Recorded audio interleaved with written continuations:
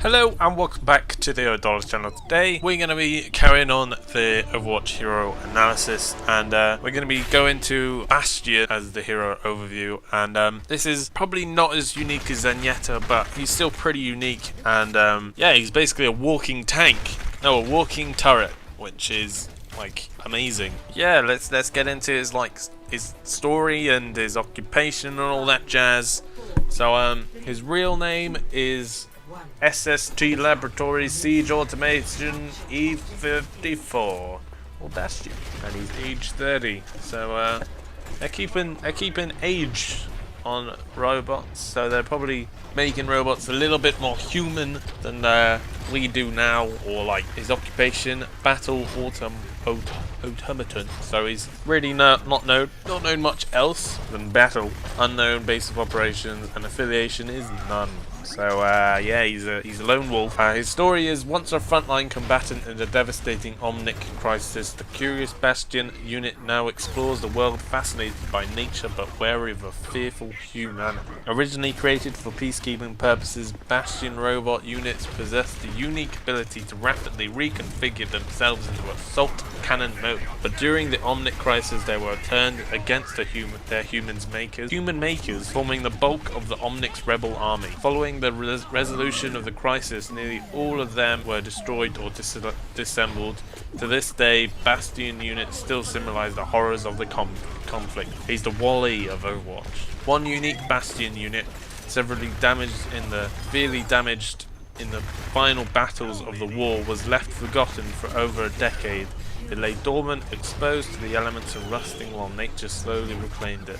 Overgrown with vines and roots and nested upon by small animals, the robot sat inert, seemingly unaware of the passing of time. That was until one fateful day when it unexpectedly reactivated. With its combat programming all but lost, it instead displayed an intense curiosity about the natural world and its inhabitants. Ooh, some mystical shit going on here. This inquisitive Bastion unit set out to explore its surroundings and discover its purpose on a war-ravaged planet. Though Bastion appears to be gentle, even harmless at times, it's more combat. What the fuck am I talking about? He's not fucking Benedict Cumberbatch. Its core combat programming takes over when the unit senses danger, utilizing its entire arsenal to eliminate anything it perceives as a threat. This has led to intensities of conflict with the few humans it has encountered, and has driven it to avoid populated areas in favor of the wild, uncharted regions of the world. So he's a hippie robot. He's a hippie robot like Zenyatta, and that makes him pretty unique, if you don't mind me saying. So his abilities are: he's got a submachine gun, fires steady bursts of bullets at medium range. He's got the sentry, which he can turn almost into a turret or a sentry mode. He is stationary, but he has, I think his damage will increase, and it's pretty accurate. And he also has a shield, which stops people from dealing stuff, and it's pretty cool. He's got I think he has two special abilities. The first one is reconfigure. Bastion transforms between its primary combat modes to adapt to battlefield conditions. So basically turning into a sentry. That's what it's showing me. Self-repair. Bastion restores its health. It cannot move or fire weapons while the repairing process is in effect. So yeah, that's like a healing thing.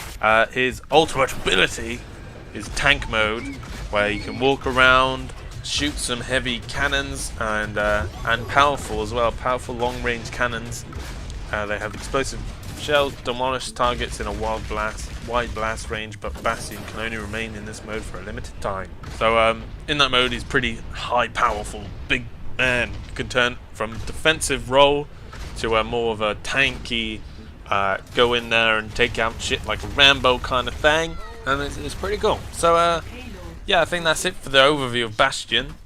Let me know if you like Bastion. Hopefully, after this goes out, I will be doing actual Overwatch videos, not just looking at the heroes and seeing what I like about them. Hopefully I'll be actually playing it and giving my impressions of the characters and the whole of the game, which I cannot wait any longer for.